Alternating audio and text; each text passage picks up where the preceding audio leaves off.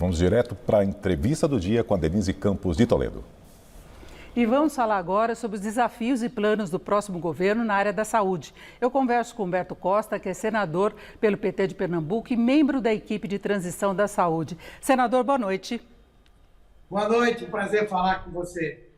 Bom, senador, a equipe de transição nas várias áreas vem encontrando sérios problemas financeiros, de desestruturação. Eu queria saber quais são as principais dificuldades na área da saúde. O senhor tem reclamado, inclusive, do risco de apagão cibernético. O que é isso? Bem, na verdade, o Ministério da Saúde hoje, ele tem muitos programas na área de tecnologia, na área de informática, vários sistemas de informação que estão, todos eles, completamente sem o conteúdo que deveriam ter, não refletem a realidade do que nós estamos vivenciando hoje. Por exemplo, o Programa Nacional de Imunização, ele não consegue registrar a condição atual da imunização da Covid no país, de outras vacinas também, não tem como ter uma referência de qual é o estoque que nós temos de vacinas ou não. E também é possível que muitas coisas equivocadas, erros, possam vir a ser apagados, né, ao longo desse período da transição. Então, nossa preocupação passa por tudo isso. Agora, senador, especificamente em relação à vacinação para a Covid, a gente já teve aprovação pela Anvisa da bivalente, se fala de uma nova rodada de imunização da população. A equipe de transição já está discutindo um cronograma, aquisição de vacinas, porque o problema está aí. Nós tivemos nas últimas semanas aumento do número de casos.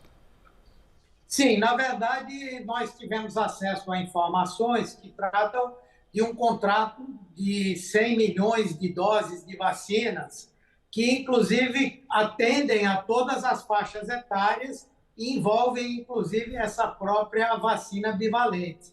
Desse total de 100 milhões de doses, 68 milhões já foram entregues, há 32 milhões para serem entregues de imediato, incluindo a vacina bivalente, e esse contrato prevê também a possibilidade de um aditivo de 50 milhões de doses. Estamos preocupados porque tanto o Butantan quanto Biomanguinhos, que produzem a AstraZeneca e a Coronavac, não têm pedidos acertados, nem recursos já definidos para que eles possam ampliar a sua produção.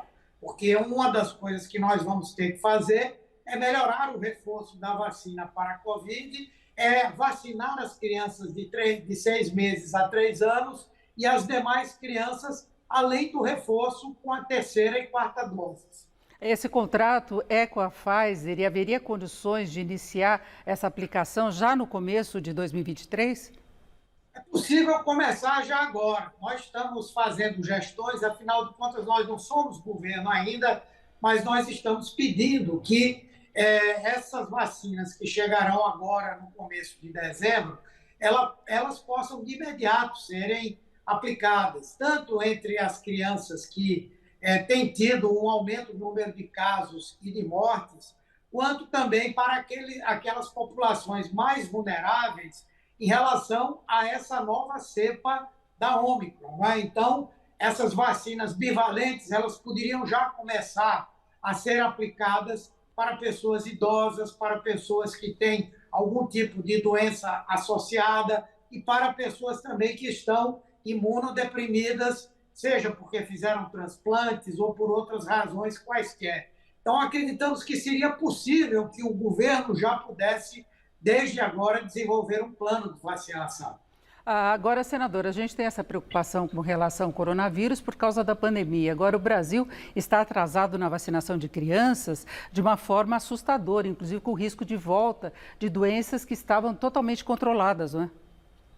Sim, o Brasil já teve no PNI o melhor programa de imunização do mundo, não só pelo número de vacinas que oferece gratuitamente, mas pela cobertura vacinal.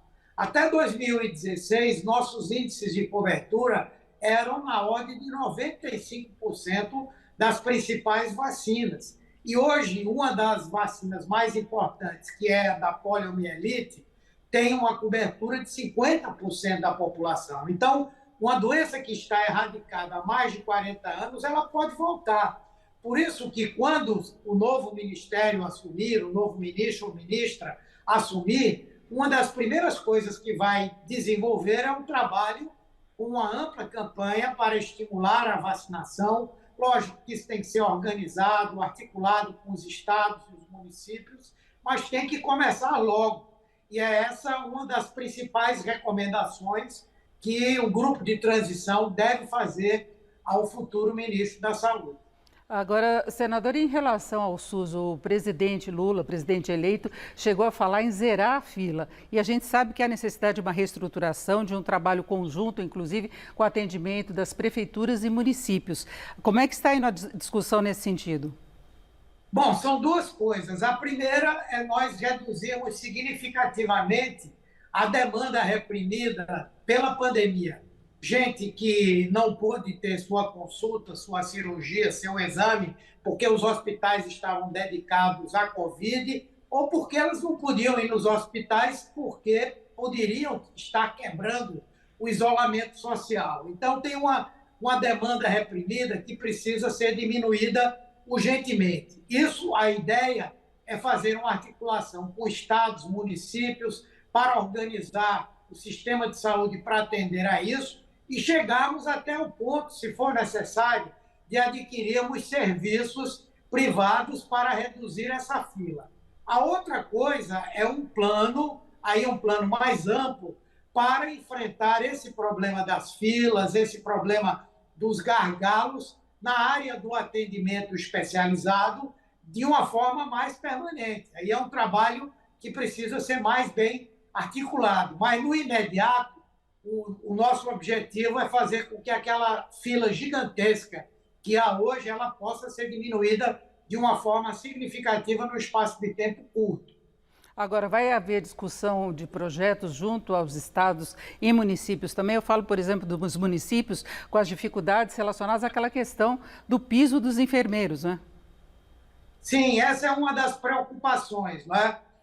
Quando nós falamos com a equipe econômica da transição e apresentamos o pedido de recomposição dos recursos para o Ministério da Saúde, nós também falamos sobre o piso da enfermagem. E é um compromisso do presidente Lula de garantir os recursos para que estados, municípios possam ter uma complementação de recursos para pagar esse piso.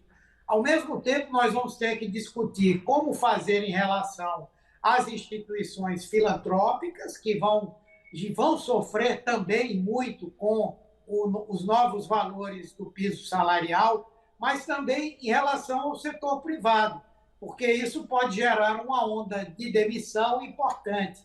Então, a ideia é discutir o problema como um todo.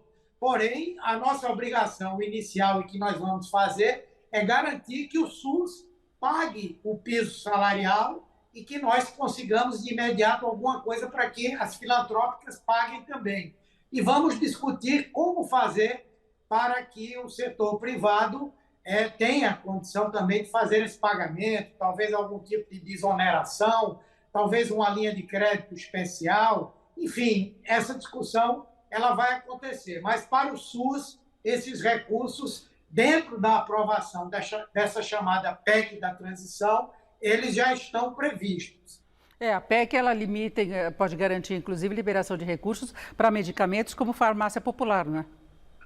Exatamente. O programa Farmácia Popular, ele teve o seu orçamento bloqueado para o ano que vem, no valor de R$1 bilhão. E quando nós fizemos essa proposta de uma complementação do orçamento, uma atualização do orçamento em 22,7 bilhões de reais para a saúde, nós naturalmente incluímos o Farmácia Popular. Então, se realmente essa proposta de emenda constitucional for aprovada, eu creio que nós não teremos dificuldade de fazer essa recomposição e vamos começar a pensar, inclusive, uma ampliação do programa. Perfeito. Nós ouvimos o senador Humberto Costa, que é senador pelo PT em Pernambuco, membro da equipe de transição na área da saúde, o senador que é político, médico e jornalista, não é, senador? Sim, Denise. É isso. Muito obrigada, senador, e uma boa noite. Obrigado, boa noite. Vocês.